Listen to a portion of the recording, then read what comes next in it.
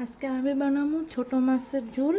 ছোট মাছের মধ্যে লবণ, হলুদ আর একটু মরিচের গুঁড়া কালারের জন্য দিয়ে দিছি। আমাদের কড়াইও গরম হয়ে গেছে। এখন আমি দিয়ে দেব মাছ।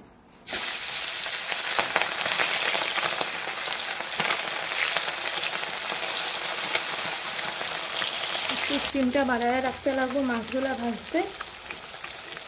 মাছগুলো স্টিমটা বাড়ায় রাখলে মাছগুলো নিচে লাগবো না, সুন্দরভাবে মাছটা ভাজা হবে।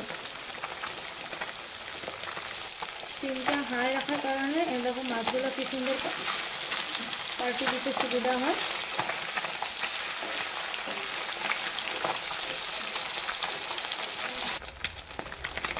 এভাবে লাল লাল হয়ে গেলে আমি মাছগুলো নামায় আনি। এই প্রসেসের পরপর সব মাছ আমরা ভাজা নেব। যে আমরা এইভাবে সব মাছগুলো লাল লাল করে ভাজা নিই। আমরা আলুগুলারে এরকম করে কাটতে সিদ্ধ। গরম হয়ে গেছে, তেল দিয়ে দেব। তেল গরম হয়ে গেছে, জিরা সম্বার দেব।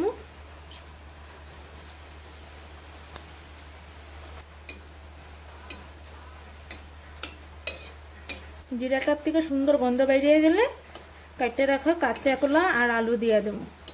জিরার থেকে সুন্দর গন্ধ একটা বেরিয়েছে, এখন কাঁচা কলা আর আলু দিয়ে দেব।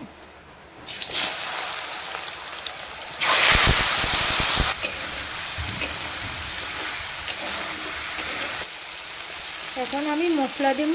পরিমাণ মতন হলুদ, পরিমাণ মতন মরিচের গুঁড়া, পরিমাণ মতন ধনিয়া জিরার গুঁড়া।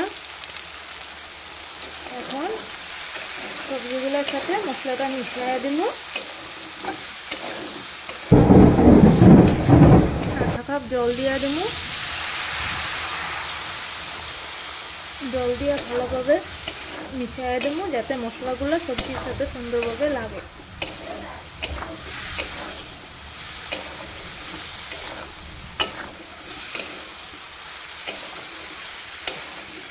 স্বাদ মতন লবণ দিয়ে দেব। লবণটা আরো সুন্দরভাবে মিশিয়ে দেব।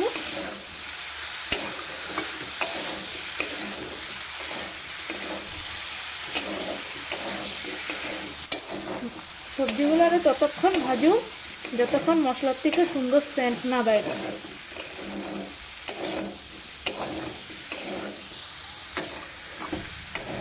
সবজিগুলো এরকম ভাবে সাকলানো হয়ে গেলে আমরা এখন গরম জল দিয়ে দেবো।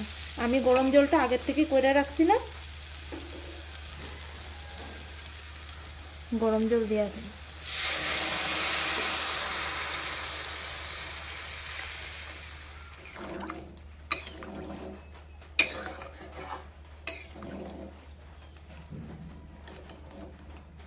এখন জলগুলো ভালো করে ফুটানো হয়ে গেলে গিয়ে তারপরে মাছগুলো দিয়ে দেবো। এখন ভাজা রাখা মাছগুলো দিয়ে দেবো।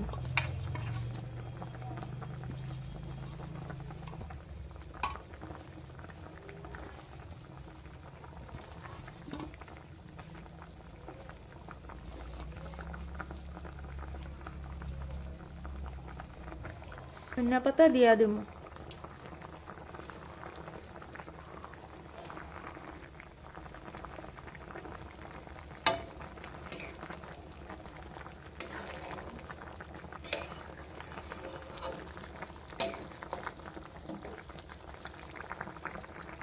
সাত মিনিট খুব ভালোভাবে জাল খাওয়াবো, তারপরে নামায়া দেবো।